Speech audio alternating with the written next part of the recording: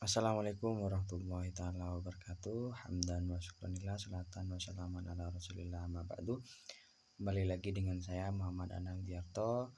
Di sini saya akan mempresentasikan kembali tentang makalah pengembangan instrumen evaluasi jenis non-tes. Mata kuliah evaluasi pembelajaran, dosen pengampu yakni Bapak Fikri Farihi MPDI. Sini ada beberapa pembahasan. Yang pertama, pengertian evaluasi non-tes, macam-macam evaluasi non-tes, dan terakhir tahapan evaluasi non-tes. Pengertian evaluasi non-tes. Sebelum kita membahas pengertian instrumen evaluasi non-tes, lebih dahulu kita akan membahas makna dari evaluasi itu sendiri. Zainal Arifin menjelaskan arti dari evaluasi. Menurutnya, evaluasi ialah suatu proses yang sistematis dan berkelanjutan untuk menetapkan suatu kualitas yang mencakup nilai dan arti dari suatu berdasarkan pertimbangan kriteria tertentu dalam rangka menciptakan keputusan. Pengertian lain dikemukakan oleh Slemato dalam Soekardi. Ia mengungkapkan bahwa evaluasi merupakan kegiatan yang merencanakan secara cermat dan merupakan bagian yang penting dalam sistem pembelajaran dalam mengetahui apakah sistem itu baik atau tidak, serta untuk mengembangkan kemampuan belajar peserta didik, kemampuan mengajar guru, dan menyempurnakan program pembelajaran. Selanjutnya yaitu pengertian instrumen evaluasi non-tes. Evaluasi non-tes adalah penilaian yang tidak menggunakan tes baik iuran dan lainnya. Sigit Pranowo menjelaskan pengertian dari evaluasi non-tes yaitu penilaian yang dilakukan tanpa menguji peserta didik, melainkan dilakukan dengan menggunakan pengamatan secara sistematis seperti observasi, wawancara, menyebar angket, dan peneliti dokumen.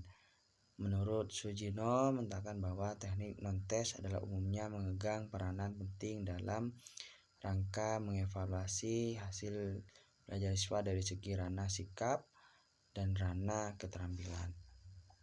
Macam-macam evaluasi non-tes. Yang pertama, observasi.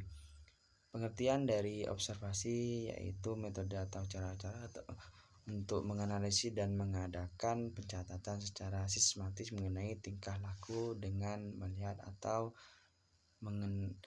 mengamati individu atau kelompok secara langsung. Adapun alat yang dapat digunakan dalam melakukan observasi disebut dengan pedoman observasi.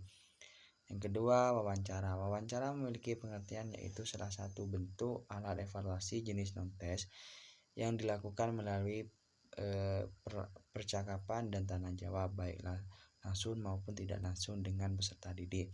Arti wawancara ialah proses tanya jawab yang dilakukan secara langsung antara pewawancara atau guru dengan orang yang diwawancari atau peserta didik tanpa melalui perantara.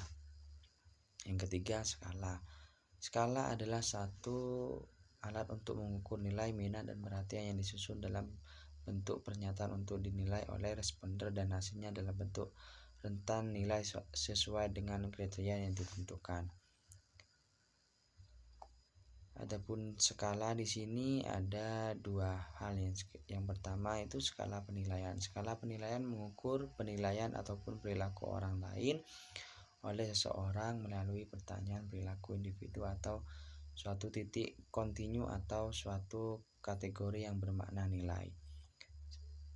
Sedangkan skala sikap merupakan digunakan untuk mengukur sikap seseorang terhadap objek tertentu. Hasilnya berupa kategori sikap yakni mendukung positif atau menolak negatif dan netral. Yang keempat di sini studi kasus. Studi kasus pada dasarnya mempelajari secara intensif seseorang individu yang dipandang mengalami suatu kasus tertentu. Misal mempelajari secara khusus anak nakal, anak yang tidak bisa bergaul dengan orang lain, anak yang selalu gagal belajar, dan anak yang paling pandai disukai teman-temannya. Kasus dalam kurun waktu yang cukup lama mendalam artinya mengungkapkan semua variabel yang menyebabkan terjadinya kasus tersebut dari berbagai aspek yang mempengaruhi dirinya. Yang kelima, angket. Angket atau kuesioner merupakan teknik pengumpulan data yang dilakukan dengan cara memberi seperangkat pertanyaan atau pernyataan tertentu kepada responder atau dijawab. Yang terakhir, tahapan evaluasi non-tes. Langkah-langkah pengembangan penilaian teknik non-tes. 1. Menetapkan apa yang akan diukur: kepribadian, kepemimpinan, tanggung jawab, sosialitas, dan emosi, motivasi, belajar, sikap, minat, nilai, dan moral. Yang kedua, menentukan instrumen. Sini ada angket, wawancara, observasi, dan lain. Di wawancara berstruktur tidak, atau angket atau kuesioner kurikulum berstruktur atau tidak.